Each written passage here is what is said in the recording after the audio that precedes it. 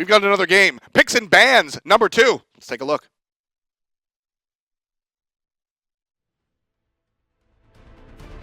Cubo Fred's in a bad spot. That's going to be a 2 for 0 so far as Dimi comes in with a huge ultimate, stunning 2 and killing 1.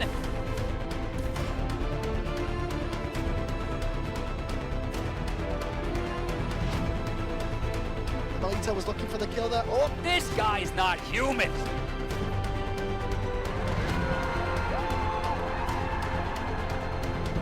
focus onto Lobster instead. He's trying to get rid Show! of the ball, but No! Left side will be Team Dignitas, and they'll get first pick along with first ban. Panthera gets number 2. Any change from Dignitas that you want to see specifically, Kay? I think it's just more their playstyle and their decision making, right? The composition wasn't bad. They have this Nox. They have the Wombo, right? The Nox Thor. Thor goes up, Nox is inside. They come crashing down. It's all of, you know, the typical Thor burst combo damage, and then Nox is there as well to deal just as much, if not more damage. Oh, yeah. This time, though, Dignitas, they're like, all right. We tried. Week 5, we ban away his Thor, then we lose to his Awilix, right? So this time, we're going to ban away his Naja, pick his Thor, and then lose to his Awilix. And so this time, once again, is it going to be Awilix? No, they're like, it's emilitoo. No, emilitoo, this is 100% the right choice. Emilitoo ran the game, whether it was just him, whether it was Strong Dagger, whether it was him in lane, whether it was him in team fights, whether it was his rotation. Either way, cannot let Apollo redo that one more time. Panthera will take the Bacchus just in case Suntouch was looking for the comfort pick. And the second choice out of Panthera, what pairs nicely with a Bacchus, Kevin? A lot of things. Like everything in the game pairs nicely with the Bacchus. Bacchus is just a very all-around good god. He can peel, he can initiate, he can disrupt a team fight. Panthera going to go with Soul, however. So not the Scotty, which I think maybe we could have seen, although I don't know if emilitoo really likes the matchup into Apollo specifically. But this is one of the gods that... Bacchus is one of the gods that Panthera like to pair with Scotty because Bacchus is very good with meditation, and then iRaffer just goes meditation and heals him up. So this is backwards from the last time Dignitas and Panthera fought off. We saw Suntouch picking up his regular Bacchus, and the initiations were almost completely negated by adapting his ability to pull Bacchus out of his jump before the knockup and then the subsequent intoxication. Team Dignitas said, hey, you did it to us last time. Fool me once, shame on you. Fool me twice, not going to happen. Awilix on Dig. Honestly, if I'm Dignitas right now with the Sobek Awilix, I'm looking to steal Eager's composition, right? What they typically would go for a mid-mage here is either Zeus or Scylla, and I think those are both pretty important gods to look at here. Panthera going to grab Neith, more than likely for the mid lane, based on the playstyles of the players. I expect the Soul to kind of go to the dual lane, and Panthera, they're going to be banning out some strong mid laners. Guan Yu, an excellent ban coming out from Team Dignitas. We were very relatively quiet about Dimi in comparison to some of the other games that Dimi has been in, but Dimi's ability, not just Dimi's ability, Guan Yu's ability to just extend these fights longer than they should go on. Excellent ban coming out from Team Dignitas. Panthera, on the other hand, no Isis, no Kronos, and the Fenrir for Team Dignitas. 3 target bans against adapting, but you know what we learned at Worlds? You can't target ban adapting. They're going to try, however. We'll see if Panthera, if they want the counter pick to be going over to their jungler, or Dimi in that soul lane. So I suspect it will be Dimi because Dignitas haven't shown yet what they want, but it will be Bellona. So Dimi going to be playing pretty meta god, I would say. You know, they're, what is that, 79% of games either picked or banned. So 3 bans and a selection of Awilix from Team Dignitas. They're looking all at adapting. Tier will be the solo lane of choice for TheDarkDodo. And this is a guy that TheDarkDodo honestly has performed relatively well on. And Janus for ShadowNightmare. ShadowNightmare's Janus is classic. It is classic, but I still would have really like you've seen. I don't know if Dignitas watches other regions. If I'm an SPL player, I'm watching all regions, right? You can't catch every game, but look for the teams that are successful. And what Dignitas have been very good at, or excuse me, Eager specifically have been very good at, is running a very dominant 3v3 core, Awilix, Sobek, and they either pair with the Zeus or Scylla. Instead, they're going to go a comfort pick with Janus. Now, Janus, you can never go wrong with Janus. To be fair, he's just this all around. I don't want to say this is a mistake, right? You can never go wrong.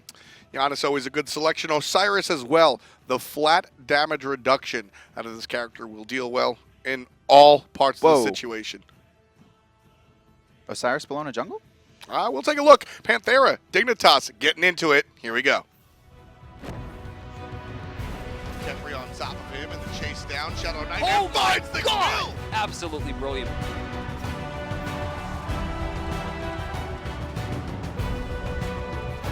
There's the Athena ult. Real's ult should help secure this unless Athena actually... The ult lands just in time for Suntouch to intercept. Go Fury, Rens is here, let's watch him. Dignitas, get them going! Fury off that engagement! The classic play that was on Rens. We'll see if he can do it again on the Apollo. iRaffer, on the other hand, he's going to rock the king. I was right. I was right. They did pick for adapting. Yep. It's Bellona jungle. Yep. We haven't seen this in quite some time. I believe Repicos played it once this season. This was actually a very prominent god in the jungle coming into Season 2, specifically around the summer split. The fall split, it kind of, as the meta transitioned into Warriors and Guardians, only in the Soul Lane, we didn't really see her much anymore. But Panthera specifically have shown that they just like Bellona as a god, right? They've played her in multiple roles, not only the Soul Lane, but emilitoo picked her up last season as well, and now Adapting's got her on his plate as well. 50. Can you mouse over the ultimate, please, for adapting? I'm aware he doesn't have it just yet. 50 protections. Look at that. Or 35 protections. 50 physical power in that circle. You just amplify your team so much with Eagle's Rally. Whether it's the 50 physical power you're getting, the 35 physical or the 35 protections, that's not just physical. It's so much damage, not just the stun, that's all well and good, but the assistance that you provide your team in that Eagle's Rally circle is just so devastating. I'll be interested to see how Adapting performs on it. We haven't seen too much success out of Bellona jungle recently. I mean, we haven't seen much Bellona jungle. No, not at all. Gonna have pretty good clear here on these camps, though. Obviously, Bludgeon gonna be doing a lot. There's the AoE auto attacks coming up from both these gods, so it should be a decently fast clear. What kind of change do we see from Bellona in the jungle versus Bellona solo? I mean, it's still the same thing where you really, like, it's kind of hard to say because Bellona is such a dominant laner. She's just gonna be team fighting. Right, so I mean, usually when we see like Tier coming to the jungle, the Fearless is maxed over the Power Cleave or whatnot. Pretty much the same exact thing is going to happen here. Bludgeon will be maxed. We haven't seen Tier in the jungle in like 2.5 years, though. Listen, he's always in my heart. I think it was last at the launch tournament. It was like the last time we've seen it. I will always love Tier. Maybe Wolfie played it on Thirst or something, but that's just because Wolfie loves Tier, right? Nothing else. No other rhyme or reason. Just Wolfie loves Tier. Put him on it. Mid lane matchup here. We see our mid laners and their junglers make way here. FrostiaK and ShadowNightmare heading into the jungle. On top of a ward, though. And it looks like they wanted to look at the fire elementals, but they've already been completed. And it's just going to be FrostiaK actually clearing out DarkDodo's boar. So nothing left to farm. He's just going to solo that one. So obviously, soul laners actually don't grab that too often in the short term. It's not worth kind of getting that golden experience because of the risk of the wave getting pushed in or missing any minions. Right, there's just so much to deal with there. DarkDodo, he's going to go ahead and trade back with Dimi. This is exactly how this lane is pretty much supposed to go. Dimi's going to just send a couple of sickles the enemy's way. That was cute. Look at that. He uses the first ability. It hits both the wave and the tier. Even when it doesn't look like it's possible. The complete radius used right there. Great character knowledge. And Dodo going to be pressured out here early game. Osiris, a very dominant warrior in Warrior v Warrior matchups. Has a ton of poke, a lot of sustain when he goes Death Toll as well. He's got the AoE autos, and I suspect Dodo to be bullied pretty heavily here. DarkDodo should be fine, though. He does have the heal on Fearless. He'll just probably be a couple hundred gold behind heading into about the 6 to 7 minute mark. Yeah, the potions will be popped, and expect that to happen a lot to Tier in this Osiris matchup. And Rens, and this is a 3v4 though. They need to be careful here. Yeah. ShadowNightmare's farming in the mid lane, just trying to steal away those boars. I don't think they were able to successfully get one though. Rens had the right idea. Rens started looking at the emilitoo Neith that was all by himself. Rens wanted that hunter. Everybody from Panthera went towards those boars, and Neith was not able to do it. Now the backflip's going to come out, but a good pluck. That's the situation. Rens had the right idea, but.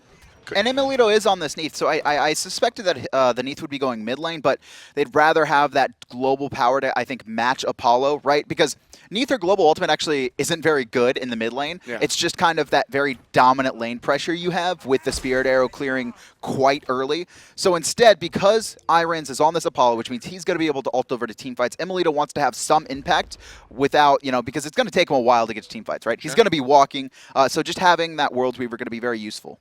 It is very curious, though. I mean, just the Epsilon skin is the soul skin, and that's emilitoo is soul. I always get back to this idea of gods that become part of themselves. I love this.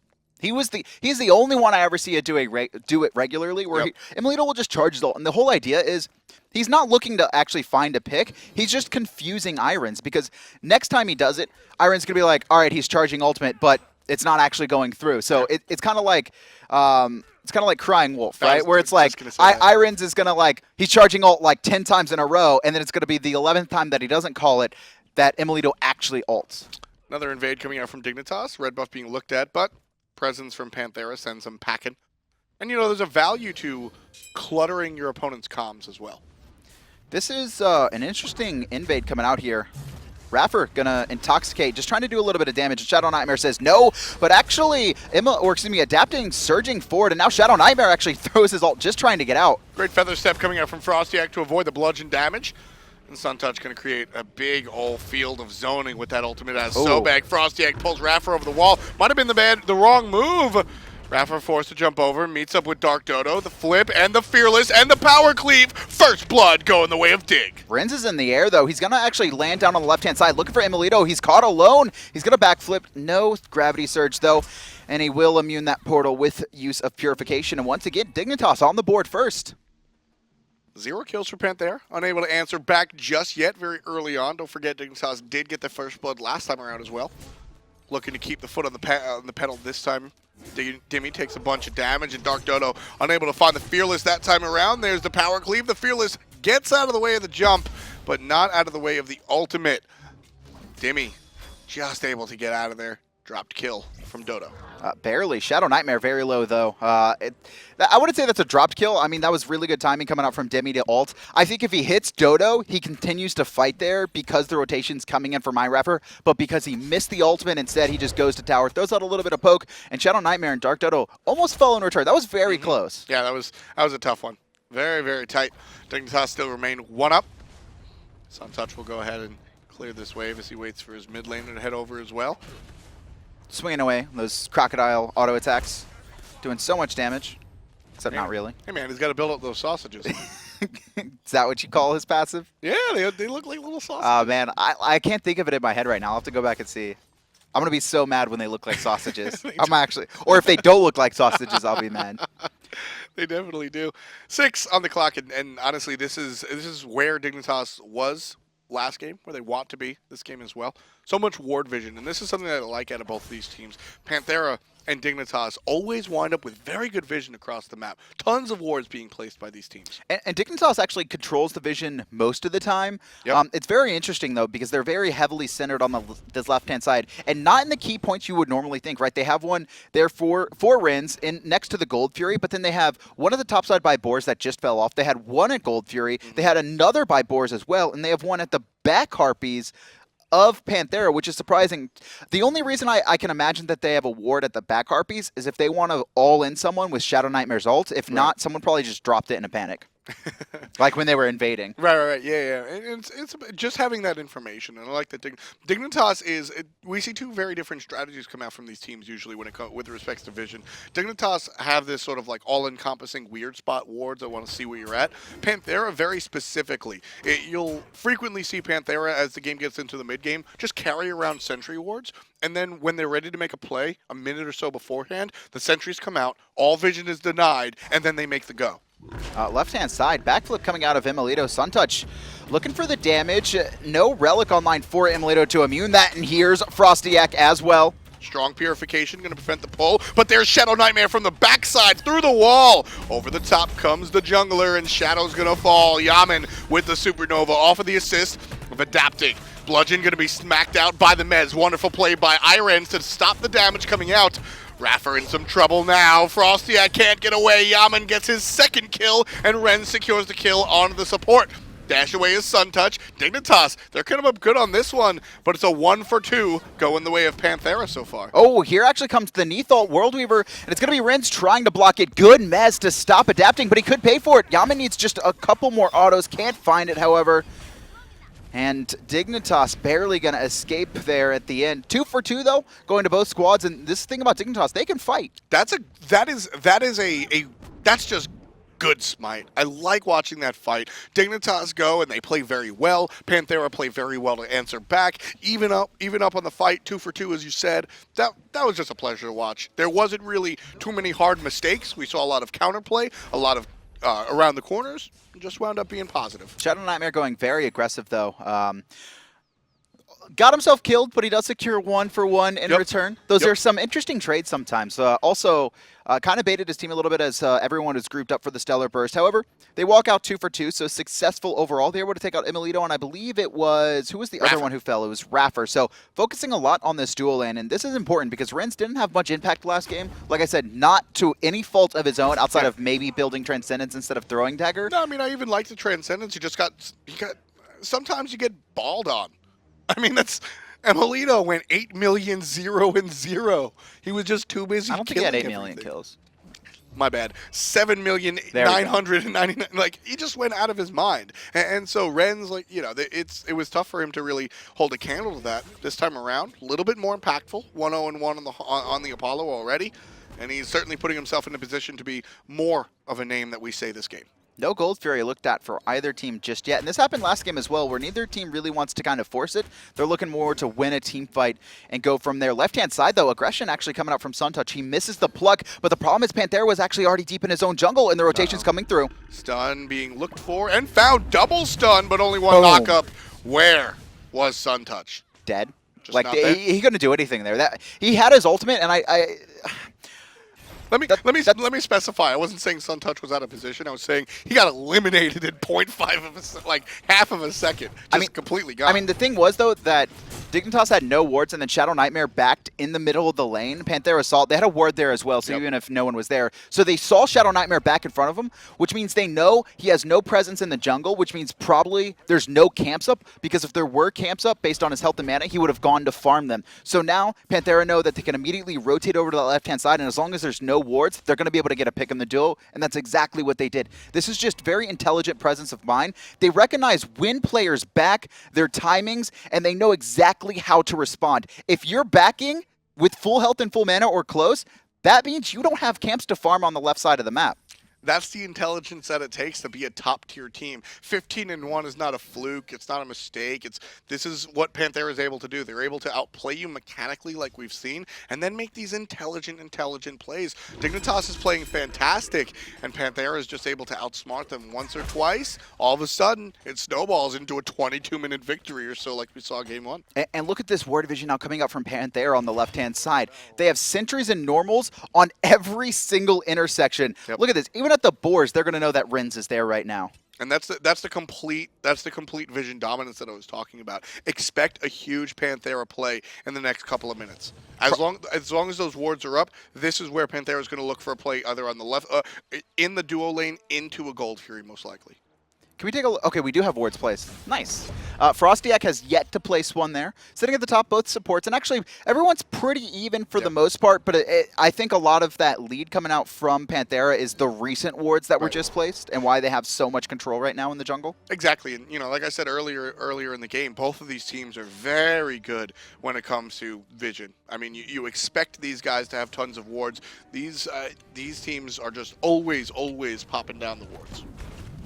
And nothing happening as of yet. We haven't really seen too much forced action. A couple picks here or there, but it's really only been Dignitas trying to steal away that red buff early on. Since then, no team has really looked to invade. It's kind of just been like, oh, we can catch this guy. And speaking of early on and invasion, iRaffer.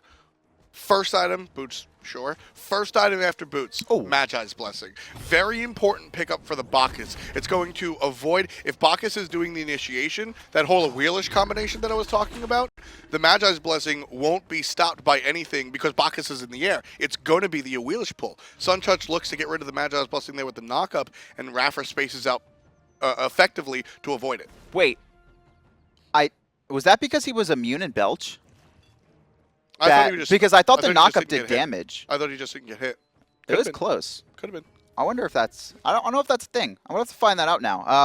iRaffer, though, rolling around here in the mid lane. They have ward control there, so they're going to know Suntouch, ShadowNightmare are all grouped up, and Yes, there that it is is. the It's going to be case. Suntouch caught out in front. He's going to be able to dash away for now. There's his ultimate as well. Worldweaver doesn't do enough damage, but it's adapting in the backline, isolating out too. It's ShadowNightmare so slowed, and he's just trying to get to a wall to get out as Dimi rotates and takes out FrostiaK in the mid. Onto the tower, it doesn't matter. Dimi gets in trouble. Suntouch chased all the way home. Wee. Adapting on top. 5 kills to 3, and Panthera not stopping anytime soon. Dodo rotates just to get slapped in the face, and Yammyn looking towards the mid lane, and there it is. The play in the, well, it was the mid lane, but the play onto getting a couple of kills onto Suntouch, and now the look towards Gold Fury. Oh, Rins has ultimate, but he's so poked out. He's going to take a trip back to base as Dodo tries to make his way inside there. ShadowNightmare with the ultimate, and Panthera, they're just going to reset and look for the kills, it seems. No. They're actually just going to drop it completely. They're like, we have the picks. We did damage Tier 1 tower. Let's not force anything that we don't feel we have guaranteed victory on. And besides, Rens has So Beautiful up.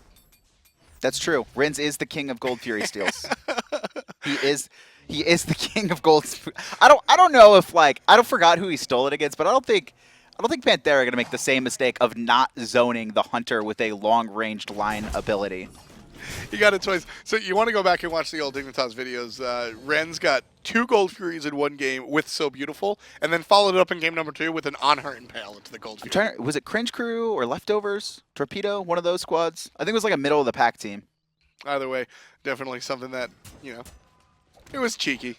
Rens is a good player, and honestly, like, take away all of the, like, haha, it was one ability. It's just the awareness, the understanding of how the objective works. And jokes aside, the ultimate coming out from Rens, if he has that ability to judge the objective health and find the kill with So Beautiful and smaller abilities, the ultimate out of Apollo is actually a really big threat. And Rens has a little bit of a gold lead here. Not much, but 400 coming into the 15-minute mark against emilitoo, who's going into more of an ability-based build, right? He's got the Transcendent stacked up. He's working on Jotun's Wrath as well.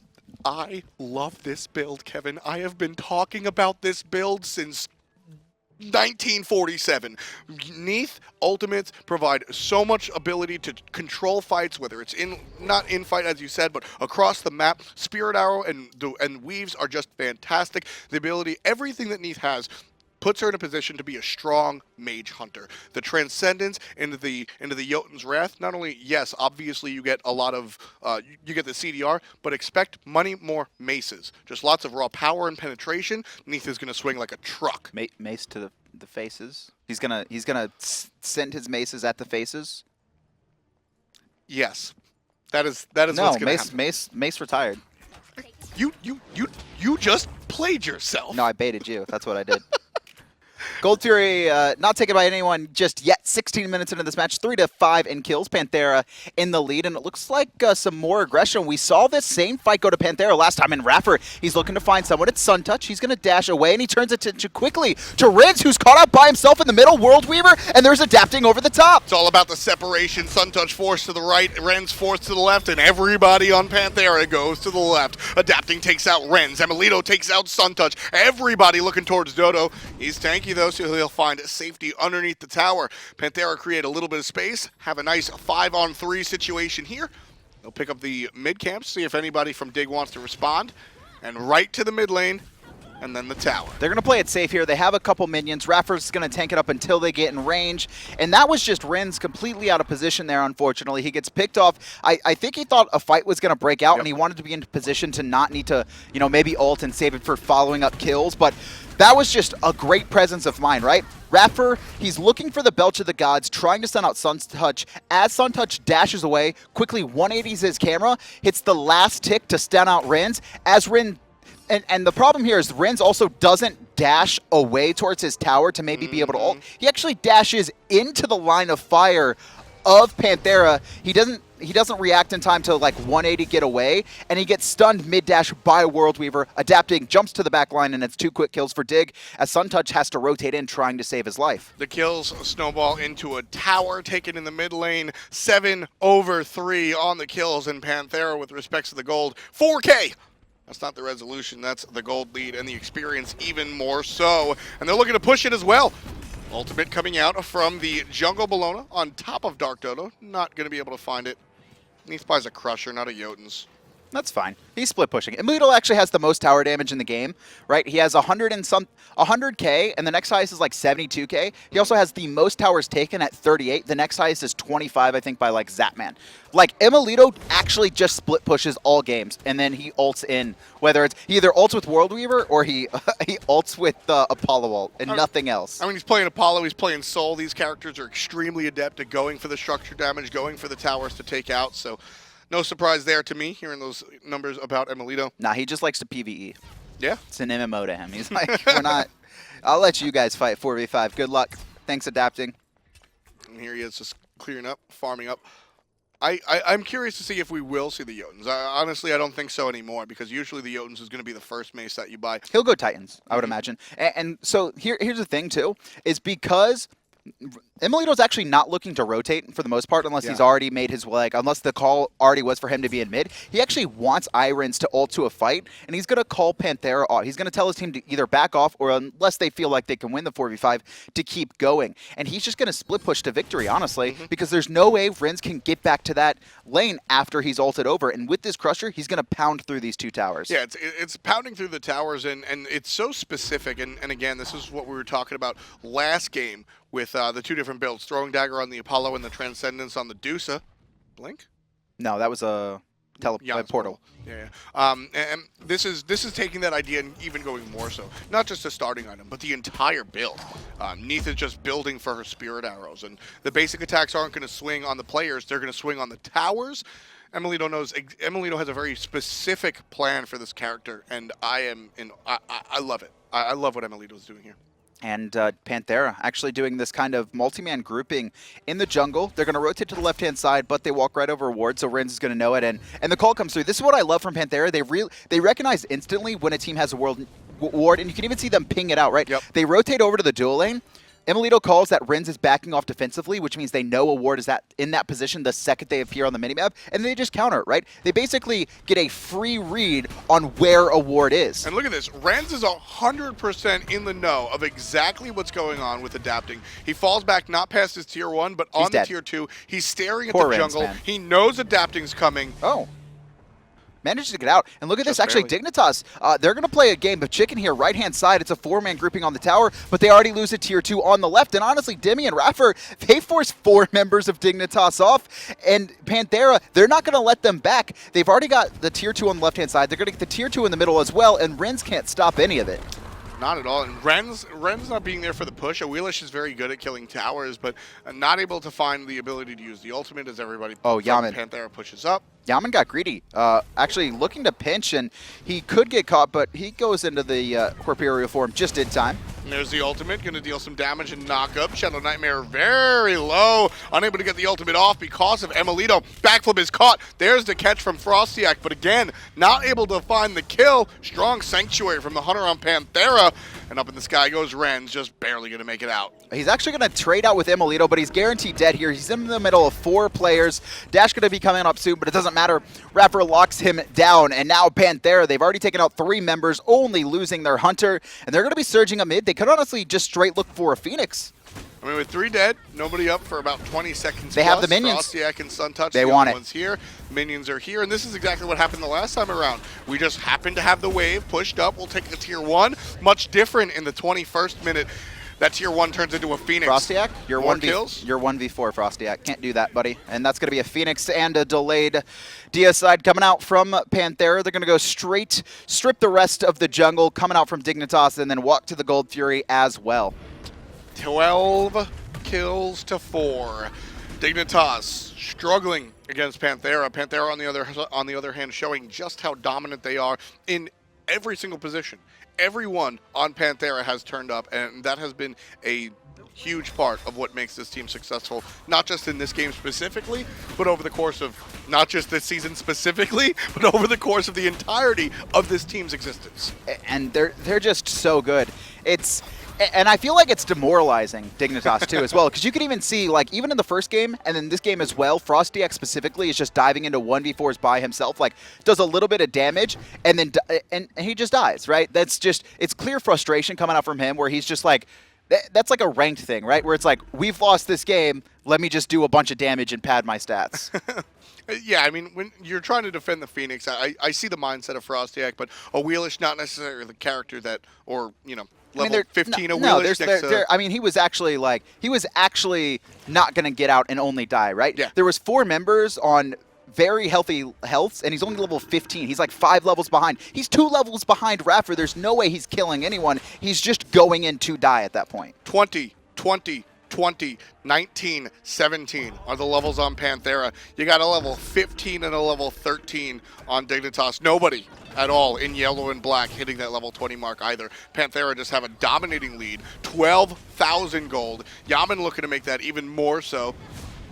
And Dodo, he's going to ult away. iRaffer Bounced up. quickly finds him here. I actually don't know if they're going to have the damage unless it's going to be Dimi over the top to finish him off. That's another pick as Adapting takes on iRens. 1v1 on the left-hand side. iRens actually had his ult up, and Adapting is full life, so not exactly sure what happened there. But, yeah, actually what happened there? Adapting's full life, and iRens has his ult. What happened there? Just got caught out, I suppose. I don't know. Rens has been doing, honestly, pretty decently in this series, but that kill obviously not the strongest. ShadowNightmare just barely gets out of there. And Adapting is just Adapting is just so far ahead right now. He's just bullying everyone he can. He's almost full build. He's got Mantle of Discord if he gets into any trouble. He's got Chins online. He's got Frostbound who's slowing everyone. Ickvile as well. It's just the base stats of a warrior.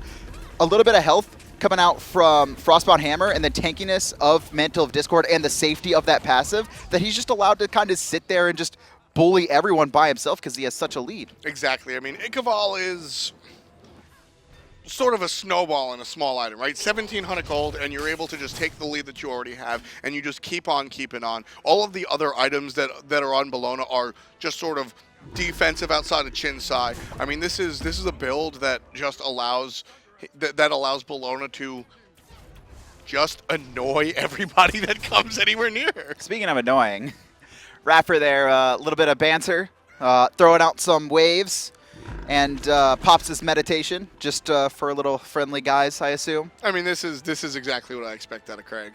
This is iRaffer's calling card. He gets into your base, gets into your towers, and gets into your head all at the same time. He just ulted a minion wave as his team does Fire Giant. Ult in the wave, his team's up by 15k, getting a Fire Giant for free. I mean, iRaffer, that's iRaffer. When you're 15-1, Kevin, what else are you going to say? I mean, he's 1-2-9. He's not 15-1. Scratch that. 16-1 for the team. About to be 16 or 17-1. And Panthera. The only thing I'm sure of in all of the entirety of the SPL is that they're going to DreamHack, and it's on everyone else to try and beat this team. Cringe Crew took 1 game. This is the bar. This is one without game. a bar. I mean, this is without a doubt the bar. See, the problem with this bar, though, is, right, normally it's like, you look at bars, right, and as you're climbing rungs of a ladder, right? Now, as you go up, right, it's, a little bit, a couple inches above each rung. Okay. Panthera's like, all right, you get to, like, Enemy, Eager, right, Paradigm, and then it's like you now have to stand on that top rung and then jump an extra 6 feet to try and reach Panthera's level at this point. I don't like heights, and I'm not sure if any of the other players do, but Yammyn's going to start the party. 16 kills in total for Panthera. 2 players already dead on the side of Dignitas. Mid Phoenix is down, left Phoenix is down. Guess what? Right Phoenix is down, and 1 for the money, 2 for the show. Ready to get started. Order Titan will fall. 16 kills are all Panthera needs. 26 on the clock. Make that 17 as emilitoo changes it in the last moment. Panthera above Dignitas 2-0. That was a very clean victory coming out in Game 2. Game 1, I wouldn't say it was, I mean, it was pretty clean as well. Very good job at, Game 1 was honestly, Dignitas only made 2 mistakes, right? Well, 3 if you consider that they should have been a little bit more aggressive. Gotcha. The first mistake was invading on the left-hand side. They win the fight, right? It's like a 2-0, but then they forget about emilitoo's ultimate. He comes crashing back down as they're deciding if they want to do a buff or if they want to try and kill Adapting, and he picks up a quick double kill and just snowballs like crazy from there. I mean, that was the story of not just Game 1, but the series, and emilitoo just started, ended, in between. Everything was the story of emilitoo for me. I mean, the Apollo was out of this world, even on the follow-up god, and here he is right here. This is the the invade coming out from Dignitas. They get 2 kills, and they look for the red buff. emilitoo secures the red buff, and look at this. He isolates FrostiaK as Dimi rotates in as well, and this was, I think, Dimi outplaying Dodo as well, as Dodo had actually teleported to the tower, and Dimi's like, oh, your teleport's down? Are you new to solo lane? I'm going to teleport to the team fight, buddy. And he does just that, helps emilitoo secure that. Unlike the first play where it was a double kill for emilitoo, this one, all right, it's going to be a double kill for emilitoo. Watch that. He gets his one target and then just completely changes and goes to assist the teammates. The knockup isn't there, but the basics are, and there's a double kill onto TheDarkDodo. That's just the Apollo, though. Look at this, how it continues into the second one. This is he playing a much different role. Game 1, emilitoo's looking for all the double kills on the planet, winds up 8 million and 0. Different story. You see that now too? He actually doesn't fully charge the ultimate there. He fires it early because he sees or he knows Rens is about to dash away. He catches them in the middle. That helps the rest of the team guarantee it. And then Suntouch is baited back into the fight at the same time because he's trying to save his hunter. Yeah, and here at the end of the game, I mean, what else are you going to do? It's emilitoo just doing... This oboe is actually really useful in these kind of fights because everyone's always grouped around their Titan. And look at this. Look at it just do work against the Titan as well as the players around it. emilitoo, I think, gets one more kill here and then finishes off the Titan. And again, the build coming out from emilitoo, a little bit creative, but all intelligent and very important. Early in the mid game comes out with the maces, right? The pure power and the penetration to say, all right, I mean, my spirit arrow is going to swing for 1 million. My ultimate is also going to hurt really hard. And then late game, when your abilities stop being less relevant and it's more about the basic attacks, buys the oboe, and you've got a bunch of power and penetration. And we saw that build like come to fruition too, right? He goes the Crusher, and then he's not trying, and then adapting rotates over to the left-hand side, and he's not even trying to kill Rens, right? Although he does try and kill Rens in the end because he thinks he can. All he does is force Rens off of that tier 1. emilitoo starts swinging away at the tower, gets the tier 1, then the tier 2, and all it took was a single rotation to force Rens away from that lane that allowed him to just rip through those towers. Panthera still on top.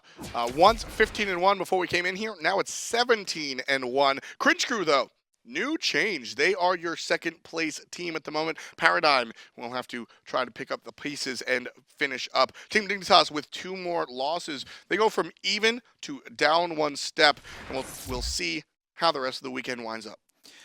Starting tomorrow, it's going to be Paradigm taking on Hungry for More. And then after that, Hungry for More will have their chance at Dignitas as well. They've got a doubleheader. And Sunday, Enemy with the doubleheader as well. Some pretty important games there. Yes. It's going to be Enemy versus Envious. And then after that, currently Soar and Enemy are tied in the standings. And the last time they played last week, they went 1-for-1. So we'll see if one of them can get an advantage over the other this time. Yeah, I mean, both of these doubles headers are very exciting for pretty much like on the opposite ends of things. Hungry for More are in a position where they looked very good coming into the bye week. They made a couple of changes, and with those changes, maybe they can be more successful. And with the doubleheader, with 4 games, they can really change their spot in the standings. And Hungry for More have benched Zendern, who to be fair, has done a very good job as a coach before, and they're bringing in Frezzy, formerly of Team Dignitas. He's going to be pairing with his old teammate Variety, and maybe they can come out with some wins. He will have a new name, though. It's Mana-like. Why? But it's Frezzy, and that's the important part. Why? And then on the other side on Sunday, sort of the opposite. Hungry for More trying to climb their way up